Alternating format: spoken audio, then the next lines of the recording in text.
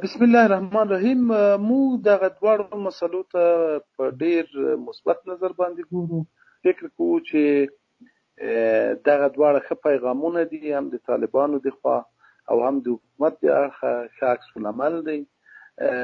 دا موږ مثبت ارزوو. هر هغه جهت چې د سولې په طرف باندې څومره ګړندي ګامونه اخلي، هغه د افغانانو د ارمانونو واقعي تمثیل کوي. دا چې په دې لار کې څوک خنډونه ایجادوي او یا یې تر اوسه پورې ایجاد کړي دي، هغه خلک واقعا د افغانانو د ارمانونو سره خیانت کوي. نو دغه کوم اقدامات چې په دې وروستیو کې موږ شاهد وو، په هغې کې د طالبانو د خوا د اوربند اعلان او په ډېره ناڅاپي توګه باندې، او په مقابل کې حکومت د یو ښه عکس العمل په ښودلو سره د 2000 زندانیانو خلاصون اعلان کړ. دا ټول هغه هلې ځلې دي چې که چېرته په همدې منوال باندې او په همدې روال باندې دغه مسله مخکې لاړه شي، زه فکر کوم چې موږ ډېرې ښې نتیجې ته رسېدلی شو. ولې متاسفانه د زندانیانو په اړه باندې حکومت چې د کوم تعلل نه کار واخیستو، کومې تنبلۍ نه یې کار واخیستو، کومې بهانې په دې مسله کې جوړې کړې، هغه ټولې دال پر دې وي چې دا خلک په واقعیت سره نه غواړي چې زر تر زره د افغانان د یو دایمي سولې خاوندان شي. بناً دوی پرون د زر کسه یا 900 کسان زندانیان د افغانستان د مختلفو زندانونو نه خوشي کړل، او د دې نه مخکې دا ویل چې د فبرورۍ کله چې توافقنامه هلته امضا شو په دوحه کې، او د 10 ورځو تر 10 د مارچ پورې باید دغه 15,000 کسان خوشي شوي وای. دوی بهانه دا کوله چې دا ممکنه نه دي چې موږ په 10 ورځو کې خوشي کړو. خو پرون چې دوی مثلا 1000 کسه یا 900 کسان خوشي کوي، معنی دا چې په 10 ورځو کې د 10,000 حد اقل د 10,000 زندانیان خوشي کول هم ممکن وو. خو دوی په مختلفو بهانو باندې دغه مسله وځنډوله. کنه موږ به اوس 2 میاشتې تر دا اوس 2 میاشتې مخکې به موږ یو دایمي اوربند خاوندان وای. شاهین صاحب محترم، تاسو خنډونه یادونه وکړل او بیا مو حکومت په تعلل تورن کړ. واقعا حکومت په تیر بیا ارګ دي توان لري چې تعلل رامنځته کوي، او امریکایان هم ورسره پر دې تر شا کوم لاس لري. دا یوه مهمه مسله ده. مهم ټکی دا دی چې د امریکایانو په د دوهم جنگ جهاني نه وروسته د امریکایانو تاریخ دا ګواهي ورکوي چې امریکایان چیرته تللي دي، هغه ځای کې دومره خرابۍ پرېښودي دي چې بیا په لسګونه کالو کې هغه نه دي اصلاح شوي. ارګ یو ډېره واکداره اداره نه ده په افغانستان کې، خو د امریکایانو د دغه منافقانه سیاست نه ښه آګاه دي او د دې نه سوء استفاده کوي، د همدغې وضعیت نه استفاده کوي چې راځه څنګه چې امریکایان اوبه همدغسې خړې پرېږدي، د ارګ را ټوپ وهي او یا د افغانستان حکومت را ټوپ وهي او په همغې خړو اوبو کې بیا خپل مایان نیسي او خپلې ګټې کې کوي.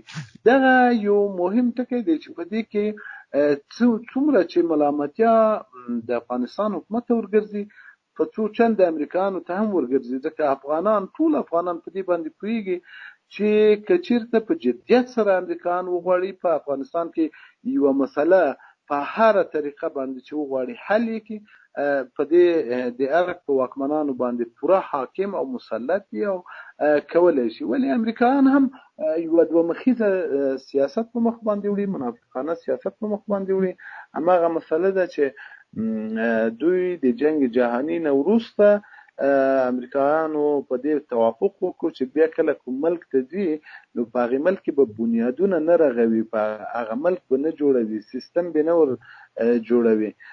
ځکه دوی چې کله د دویم جنگ جهاني نه وروسته اروپا ته سیستم ور جوړ کړه، پیسې ور پمپ کې، هغه خلک د دوی په مقابل کې د سیال په حیث باندې قد علم وکړو. نو دوی دغه تجربه چې په اروپا کې کړې ده، دا په نوره دنیا کې نه تکراروي. یو ملک په شکل کې دومره ځپي چې هغه بیرته د ولاړېدلو امکانات محدود شي. لکه په 90مه لسیزه کې سومال ته لاړل، په 2003 کې عراق ته لاړل، دا ملکونه تیکه تیکه دي او زه فکر کوم افغانستان هم یو استثناء کیس نه دی دوی لپاره. د افغانستان کې هم دغسې خلک چې هغه د افغانستان سره هیڅ نوع عقیدوي فرهنګي مذهبي تړون نه لري، هغه خلک راوستلي دي او دلته په وضعیت باندې حاکم کړي دي، هغه طبیعي توګه باندې د خپلو مصالحو په رڼا کې کار کوي، نه د افغانستان د اولیا مصالحو په خاطر. بله شایسته محترم، تاسو امریکا بیا هم وویل چې دا خلک په لوی لاس د پروسه ګډوډوي. یو خو داسې د تړون د سرغړونه دا کومه معنا لري چې دوی کوي له امریکا طالبان سره کوم تړون چې دوی خلاصې کړی ده، بل داسې دوی کوم منافع لري چې دلته ستونزې ایجاد کړي؟ منافع دوی څه دي؟ اوږدمهالې لنډمهالې دوی کوم ګټې لري دلته؟ امریکا د طالبانو سره شوقي توافقنامه نه ده امضا کړې. امریکا دې ته مجبوره ده چې د دوی سره توافقنامه امضا کړي او د دې توافقنامې په تطبیق باندې هم مکلفه ده. امریکا په دې باندې هم پوهیږي چې که چیرته د امریکایان په دې لانجه کې ښکیل اوسي او د طالبانو سره توافق ونه کړي، نو بیا خو دلته د دې منطقوي رقیبان چې دی هغه مسلې ته داخليږي. طالبان روابط لري، دیپلوماټیک ناستې پاستې لري د اکثرو هیوادونو سره، بنا هغه معزول جهت نه دی چې امریکا د استحکام ونیسي.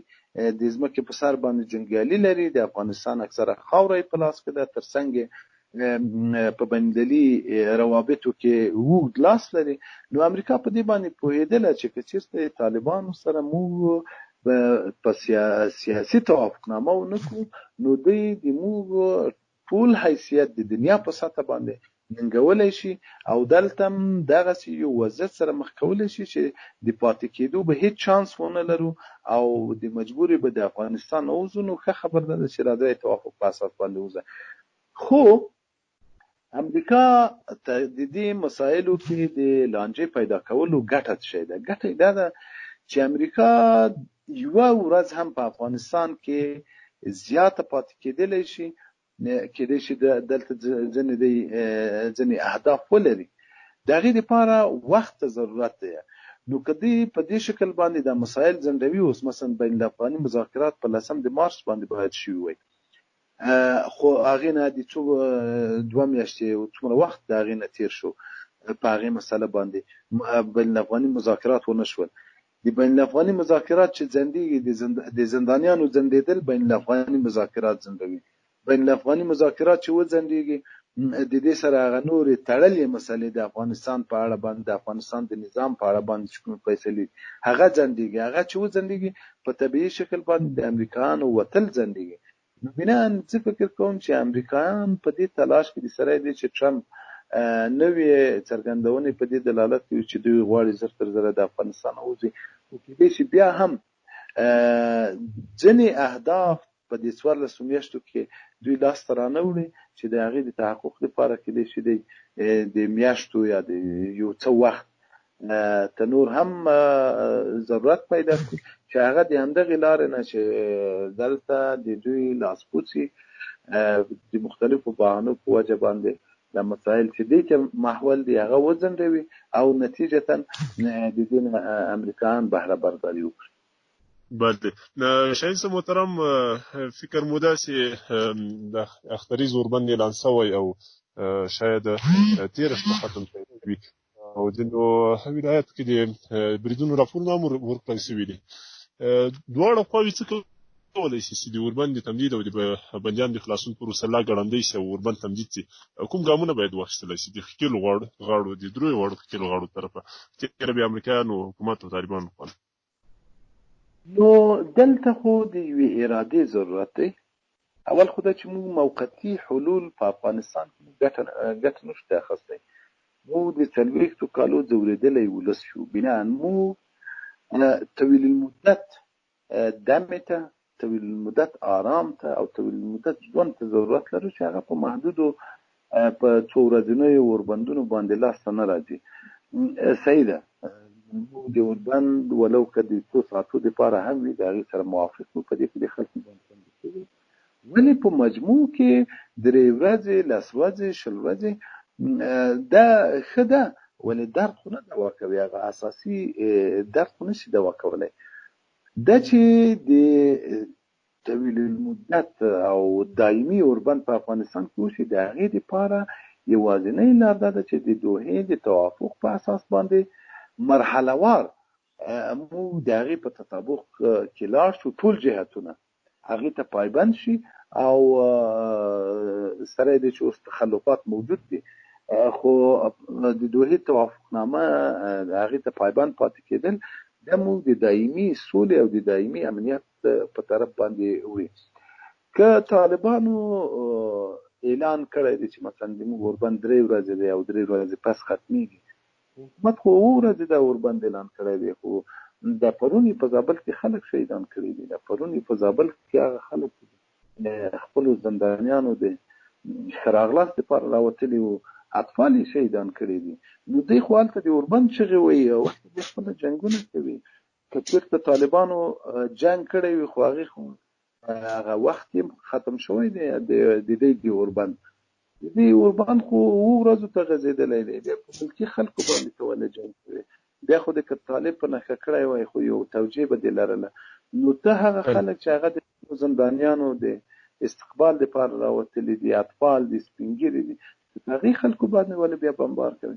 بناً دلته د دې خلکو اراده د صلح دپاره نه ده، الا که دا خلک مجبور شي او دا خلک د قوي فشار لاندې راشي، دوی په هغې صورت کې بیا سولې ته غاړه ایږدي، بیا دایمي اوربند ته غاړه ایږدي.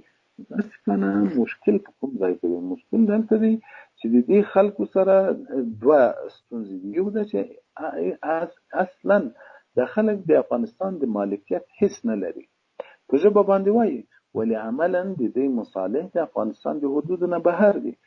دوی دلته د یو ماموریت په شکل کې راغلي دي او د پیسو د پیدا کولو، د غلا دپاره، د چور او د تالان دپاره، او دغه اهداف دوی ته په سوله کې لاس ته نه ورځي، دا په جنګ کې دوی ته مهیا دي، په جنګ کې دوی ته دغه وضعیت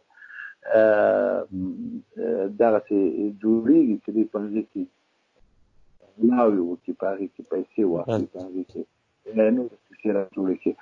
نو بناً که چېرته په واقعي توګه باندې د 300 خواو سره یو اراده موجوده وي، مخلصانه اراده، او د افغانستان د مصالحو په رڼا کې په دې مسایلو باندې بحث وشي، زه فکر کوم چې موږ یو دایمي سولې ته تلونکي یو. ولې په هر طرف په دې مسایلو کې د خنډونو د ایجاد هڅه کوي او په هغې کې تعلل را پیدا کوي، د هغې دپاره بهانې جوړوي. فکر کوم دا هغه جهتونه به مو چې هغه د افغانستان د مصلحت لپاره نه دلته موجود دي او نه د هغې دپاره فکر کوي. بله شاید محترم، تیر ځل اوربند کې مو که فکر وو امرالله صالح او داسې نورو ډلو ټپلو د اوربند کلک مخالفت وکړ، بیا په تېره بیا د طالبانو لخوا نه طالبانو افراد چې ښارونو ته راغلل. دا ځل هم د کورنیو چارو وزارت ځینې منصوبینو، ځینې حکومتي چارواکو دغه راز د امرالله صالح په ګډون باندې ځینې شمالي ټلوالې غړو د دغه پروسې او په تېره بیا د بندیانو د خوشي کېدلو پروسې کلک مخالفت وکړ. ډېره واضح خبره ده چې دلته د مشخصو کړیو په وجه باندې چې هغوی امریکایانو ته افغانان یا که ډېر واضح ووایو پښتانه د ترورستانو په رنګ ورته معرفي کړل او د جنګ راوړ د افغانانو کورونو ته، د افغانانو کلیو ته، د افغانانو بانډو ته. دوی هغه خپلې پخوانۍ عقدې په دې کې څړولې. دغه اوس هم همدغه خلک چې دا یو وخت په یوه وړه دره کې معاصره خلک وو، دغه خلک د هغې درې نه راووتل او دلته ډالر یې پیدا کړل، قدرتونه یې پیدا کړل، وزارتونه یې وکړل، ریاستونه یې وکړل. د دې خلکو ژوند او د دې خلکو بقا یوازې او یوازې په جنګ پورې تړلې ده. او هغسې جنګ چې په هغې کې تاسو ته معلومه ده چې یو مشخص جهت په هغې کې خوږېږي. زه د تعصب په بنیاد باندې نه وایم، او تاجک زموږ وروڼه دي، د افغانستان هغه برخه ده چې هغه بغیر دغه نه افغانستان ناتکمیله دی، ولی مشخصا د ټلوالې په اړه باندې د ټلوالې د خلکو په اړه باندې هغه هر یو د تعصب نه هغه حد پورې ډک دی چې نه په طفل باندې رحم راځي، نه په زنانو باندې رحم راځي، نه په سپینګریو باندې رحم راځي. دغه حکومتي ماشین د دوه ډلو په لاس باندې وچلېدو او د افغانانو وینې وزبېښلې، یو د شمالي د ټلوالې په لاس باندې او یو د پخوانیو کمونستانو په لاس باندې، چې دا ټول د افغانانو دپاره یو عقده‌يي جهتونه دي او دوی د همغې پخوانیو عقدو په اساس باندې د خلکو سره برخورد وکړو.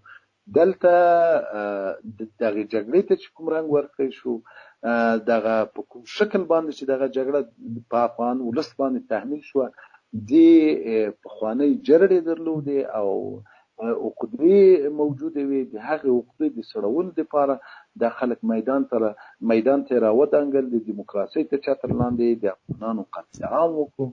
دا اوس هم د ټولې مسلې ته څومره د موږ تاسو نږدې کېږو، دا هغه حلقه ده چې هغه په هیڅ وجه باندې نه غواړي چې په افغانستان کې د سوله راشي.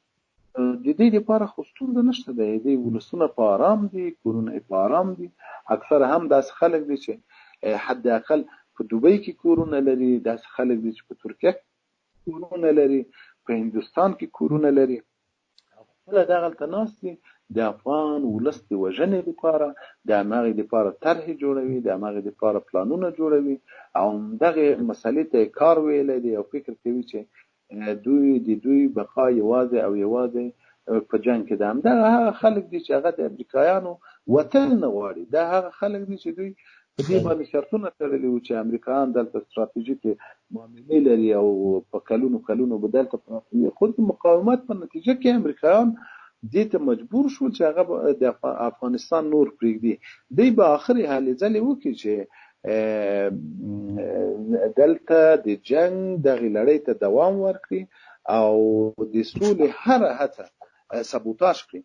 ولې د ولس اراده اوس په همدې باندې ده چې انشاءالله سوله به راځي او که چېرته پس یو څه وخت نه دا مشخصه شوه چې د دې خلکو اراده، متاسفانه میډیا هم د دې خلکو په لاس کې ده، نو څنګه چې دوی غواړي ولس دغه کړي، ذهنونه یې منحرف کړي، په ټول توان دغه مسئلې ته هم کار کوي.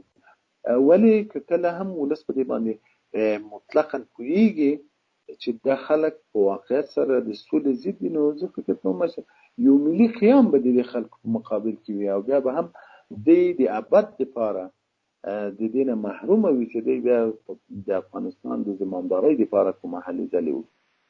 مننه. شاهین صاحب محترم، د دغو خلکو د خولو تړلو لپاره او دغه راز یو ښه ټول شمول او اسلامي نظام او دا راز ټول پرګنې خپل ځان کې ویني، داسې نظام د منځته راتګ لپاره لنډه حل لاره څه ده؟ دغه خلکو مخه هم ونیولی شي، هغه شوم پلانونه هم خنثی ور له مخه او دغه راز یو ښه نظام هم ولرو، لنډه حل لاره به ستاسو باندې څه وي؟ دې لنډه حل لاره دې مسلې لپاره دا ده چې یو په ولسي توګه باندې د دې مسلې لپاره باید یو کار وشي. ولس په خاموشه اکثریت، په 99% خاموشه اکثریت سره د اسلامي نظام غواړي. اسلامي نظام دلته خلک 99% مسلمان خلک دي. په دې کې هغه نوي سیکولران یا د 1900 کالو زیږنده هغه خلک چې هغه متاسفانه نه د اسلام سره آشنایي لري، نه مطالعه شته په دې اړه باندې، او ترڅنګ د همدغسې انحراف کوونکو افکارو نه متاثره دي. هغه خلک اوس هم اسلامي نظام د هغوی دپاره د ځان دپاره یو ګزار بولي، په داسې حال کې چې اسلامي نظام کې به د ټولو خلکو ژوند، آبرو، عزت، مال دا به ټول پکې وي. نو لنډترینه حل لاره یې دا ده چې موږ د بین الافغاني مذاکراتو په نتیجه کې همدغه د ایجنډا اولنی بحث وي چې په افغانستان کې به اسلامي نظام راځي.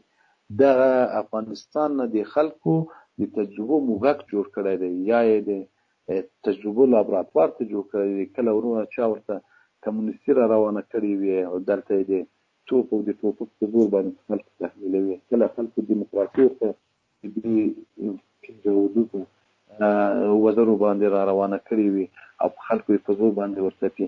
دا خلک فطرتي مسلمانان خلک دي او بغیر د اسلام نه د افغانستان په بل هیڅ شي باندې نه آبادېږي. هغه خلک چې د دین ته وفادار نه اوسي، د وطن ته وفادار نه اوسي، د فرهنګ ته وفادار نه اوسي، هغه خلک د افغانستان لپاره کله هم مفید عناصر نشي جوړېدلی. ځکه موږ د ایډیالوژۍ په لحاظ باندې موږ الحمدلله یوه مشخصه ایډیالوژي لرو او د نورو ایډیالوژیو خپلولو ته ضرورت نه لرو. د نظریه اسلامي نظریه ده، ملک مسلمان ملک دی، ولس مسلمان ولس دی، بناً دې ته ضرورت نشته چې موږ پردي کمیسونه راوړو او دلته خلکو ته ور واغوندو. دا جامعه خپل رنګ لري، دا جامعه خپل روی لري، خپل لباس لري، په هماغې باندې ښه ښکارېږي. او هر کله که څوک دا هڅه وکړي چې دلته پردي فرهنګونه وتپي، پردي افکار دلته راوړي، پردی ایډیالوژي دلته تطبیق کړي، هغه خلک د ناکامۍ څخه مخ دي، لکه دا خلک چې اوس ورسره مخ دي. نو لړترینه لار په افغانستان کې د اسلامي نظام د نفاذ لپاره په ولسي سطحه باندې دغه د خاموش اکثریت غږ ته دغه ورکول، لږ زور ورکول دي، او په لویه سطحه باندې د مشرانو په سطحه باندې په دې باندې دا باید غیر قابل د مناقشې خبره وي چې افغانستان کې فقط او فقط باید اسلامي نظام حاکم شي. د دې نه وروسته اسلامي نظام چوکاټ دی، هر څوک چې ورواچوي بیا په هغې کار کوي. لکه دا اوس چې دوی د دیموکراسۍ چوکاټ جوړ کړی دی، نو هر چېرته چې یو سپک او بېلارې کس چې پیدا کړی دی هغه یې راوستلی دی، دلته یې یو ورکړی موقف یې ورکړی دی او د هماغې ځکه دغلته د نظریه هغه ده غلطه نظریه ده، د هماغسې غلط خلک د نظام په مخ باندې وړي. همدا وجه ده چې د ولس او د خلکو ترمنځ واټن نهایت زیات دی او هیڅ کله هم نه ولس په دې عقیده جوړېدلی شي او نه دا خلک د ولس د نمایندګۍ دعوه کولی شي. ولس انتخابات کې د خلکو ته ځواب ورکړو چې تاسو هغه خلک نه یې چې موږ در باندې باور وکړو. بناً لنډترینه لارې همدا ده چې موږ بین الاقوالي مذاکراتو کې د اجنډا لومړی بحث په دې باندې وشو چې په افغانستان کې یوازې او یوازې اسلامي نظام او بس. ډیره زیاته مننه د سیاسي چارو کارپوه د الجزیره تلویزیون پخواني خبریال ښاغلی محترم شاهین صاحب، زیاته مننه چې موږ ته خپل قیمتي وخت راکړ. سرلوړی اوسئ جناب، الله مو ونازه، سرلوړی اوسئ.